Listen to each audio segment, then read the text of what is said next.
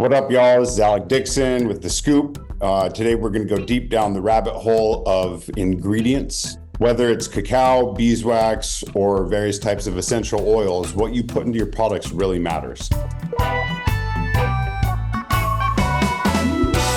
When it comes to food, beverages, chocolates, gummies, the reality is we need to be on the lookout for these ingredients and do our due diligence to ensure that these individual products are clean. Over the years, we've seen a lot of these minor ingredients that can ruin entire batches and create compliance fails.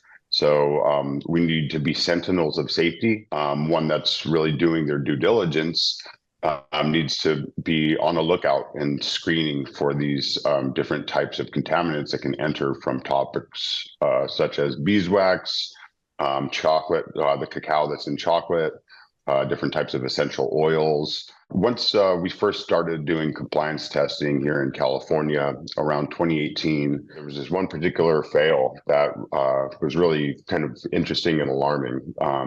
There's a certain pesticide that is called coumaphos. It's among the most harmful of the pesticides that are tested for. And so any detection of coumaphos is a failure. As we start diving deeper into these fail cases with various clients we work with, we start tracing down the route to find out where coumaphos is coming from. And it turns out it's coming from beeswax.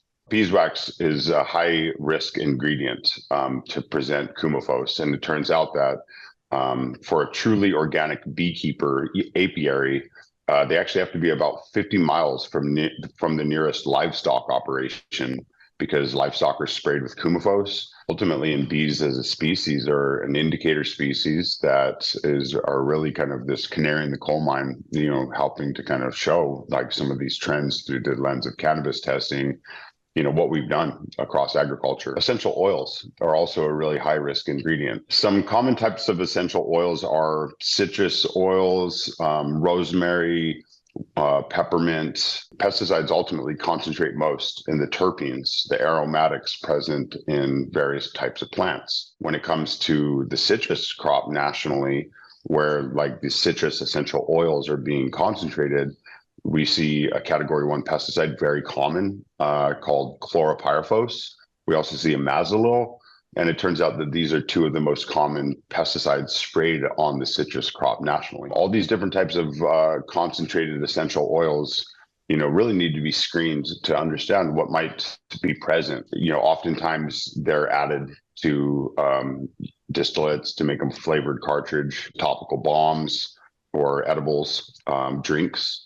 People like Will from Bloom Network, we've worked with a lot over the years, who's done a lot of independent kind of research to help kind of narrow down on sources of essential oils that are clean that he can ultimately integrate into his cannabis infused products and cartridges. So the curious case of cacao, we've learned a lot about this topic over the years, right? So over a decade or longer ago, the European Union put in place these very strict standards for safety for imported products. At that time, the international cacao market started to become really hip to this, the understanding about cacao, that it pulls cadmium from the soil into the cacao pods. So it wasn't until cannabis testing in California really implemented heavy metal testing that this issue came to the surface in the United States. The cannabis industry really started to understand this larger issue and how cacao, as a phytoremediator of cadmium, whenever it's sourced from regions around mountains like the Andes in South America, around mountainous formations, cadmium is pulled up in a pretty high level. Through the lens of cannabis testing, it's again really bringing one of these really major issues to the surface about human exposure of cadmium and how cadmium presents a lot of health challenges. No matter where you're in business, this topic really matters, whether it's California, Oregon, Michigan, Colorado, Arizona, or any other state where cannabis is tested. Understanding these issues is really critical for the future success of business and the ability to build and stay above reproach. I think we need to be hyper vigilant, about what we put in or on our body. And, I believe we're entering this moment of radical transparency where there are a lot of different contaminants that come with lots of different types of consumer goods. And the more that we can become aware, the more we're empowered, to make choices.